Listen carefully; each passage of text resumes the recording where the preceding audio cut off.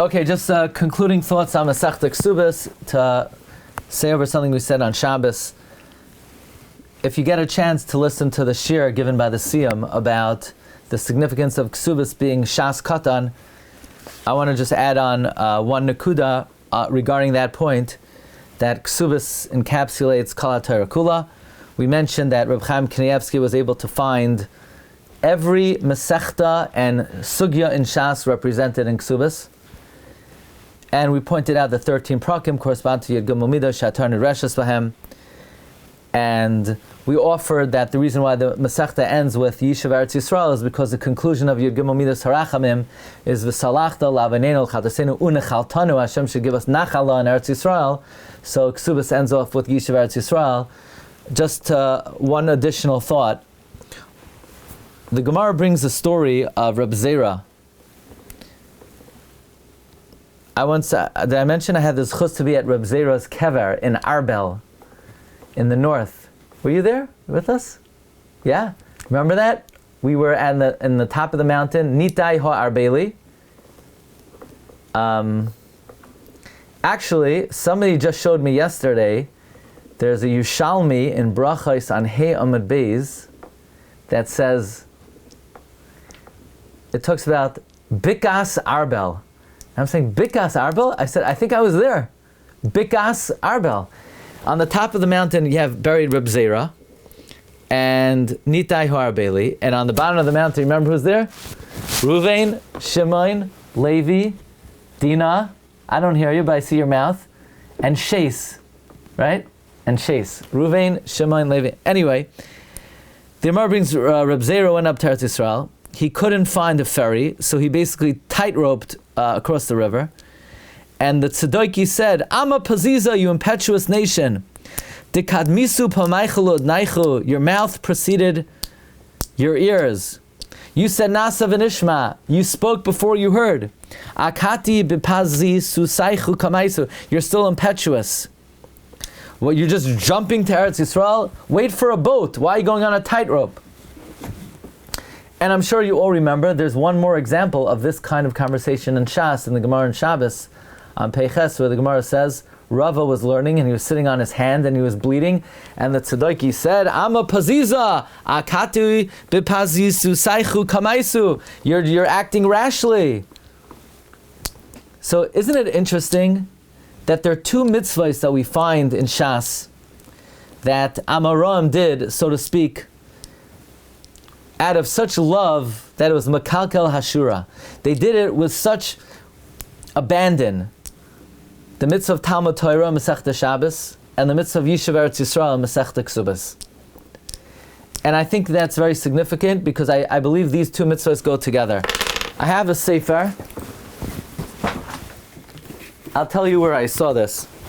I have a biography on the Chida. It's one of my favorite books, written by Zev T. Paretsky. I think it's out of print. I bought it when it was out of print for a lot of money because I've read this many times. It's a great book. He brings over here that when the Chida began to travel and to collect money for the yeshivas in Eretz Yisrael, the Chida wrote a tshuva because many people challenged the institution of collecting money for those learning in Eretz Yisrael.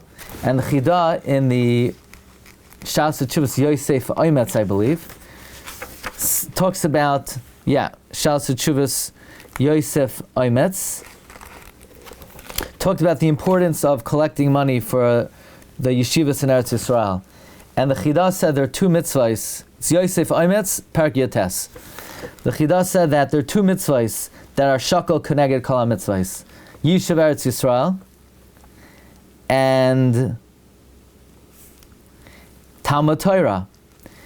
And the Chida says, how can any Eved of Hashem hope to have a chelek in Yishuv Eretz Yisrael and Torah Eretz Yisrael unless they support those learning in Eretz Yisrael?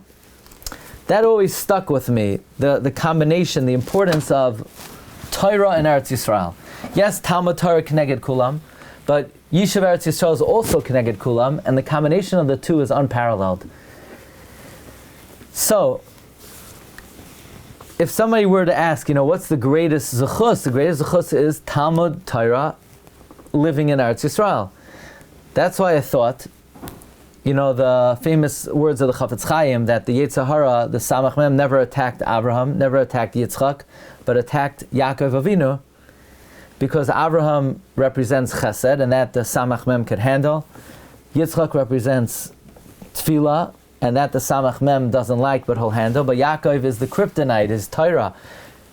That's the antidote to the Samach Mem. So he says it's either me or you. And says the Chafetz Chaim, that's why the Samach Mem Dafka attacked Yaakov Avinu. So the question is, but why did he only attack him now? Why didn't he attack him when he was learning in the Yeshiva Shema Ever? So I thought perhaps, yes, the Torah is the antidote to the Yetzer Hara, but specifically the Torah in Eretz Yisrael. So now that Yaakov Avinu is headed back toward Eretz Yisrael, now is when the Samach Mem attacks Yaakov Avinu. And this is also indicated in the fact that in the bracha of Ava Rabbah, or Ava Soilam, which is the bracha ala Torah, it's a berchas ha-Torah, we say Avinu av harachaman hamarachim rachim aleinu v'seim libenu l'havnu l'haskel. In that bracha, we say v'havienu l'shalom me'arba kanfos ha'aretz v'soilichenu kamiyas ha'artzenu. Where does that come in? This is a berchas ha-Torah. Why, of all places, are we asking Hashem to go up to Eretz Yisrael in the context of Torah? The answer is the summit, the pinnacle of Torah is Torah. Therefore, perhaps Masechta Kesuvos, which encapsulates Kol HaTorah Kula, and a SHAS KATAN, ends off that really the summit and the climax of Talmud Torah is not just Torah, but Torah in Eretz Yisrael. In any event, Hadrin Alach Sugyas Iyun of Masechta Kesuvos, the Hadra Chalan. And tomorrow night we're going to start Nadarim, Be'ezus Hashem. Probably we have to do a double session, but the first Amud is very short. I might do 10 minutes early as just a shir hakdama for Nadarim. There's some interesting things about the character and personality of Masechta Nadarim. Okay, Rabbi Say, thank you very much. Have a great day. Thank you. Shkayach, shkayach. Recording stopped. So the regular shir